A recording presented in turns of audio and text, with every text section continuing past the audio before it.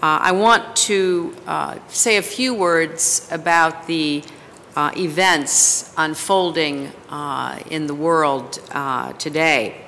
We are closely watching what is happening in Yemen and elsewhere, and we certainly hope and expect that there will be steps taken to avoid violence and prevent the escalation of protests into violence.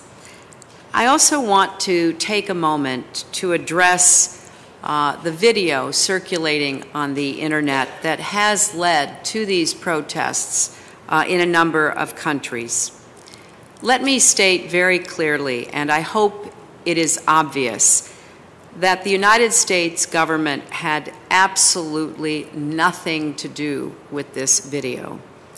We absolutely reject its content and message. America's commitment to religious tolerance goes back to the very beginning of our nation.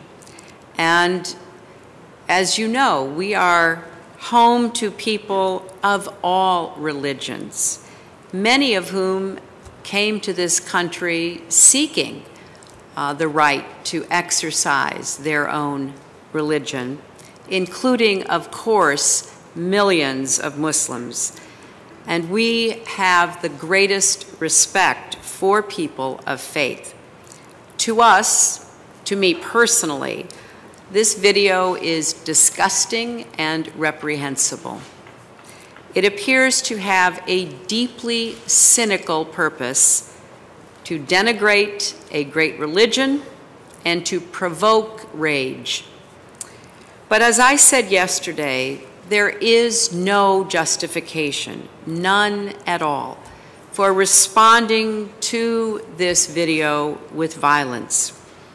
We condemn the violence that has resulted in the strongest terms, and we greatly appreciate that many Muslims in the United States and around the world have spoken out on this issue.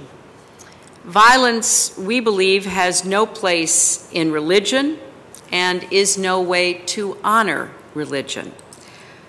Islam, like other religions, respects the fundamental dignity of human beings, and it is a violation of that fundamental dignity to wage attacks on innocents.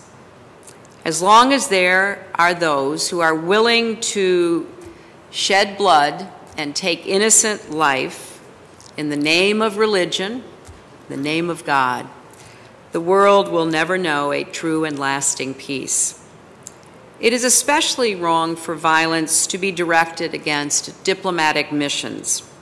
These are places whose very purpose is peaceful, to promote better understanding across countries and cultures.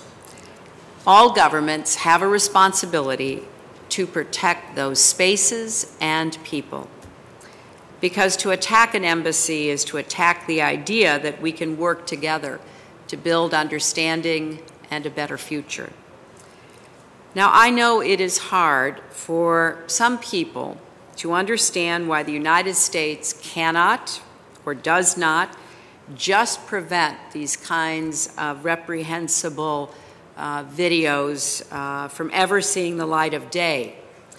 Now, I would note that in today's world, with today's technologies, that is impossible. But even if it were possible, our country does have a long tradition of free expression, which is enshrined in our Constitution and our law.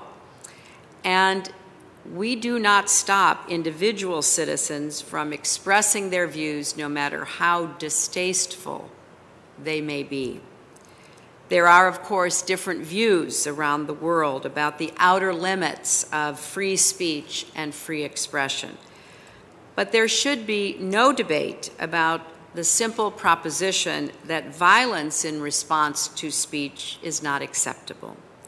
We all, whether we are leaders in government, leaders in civil society, or religious leaders, must draw the line at violence. And any responsible leader should be standing up now and drawing that line.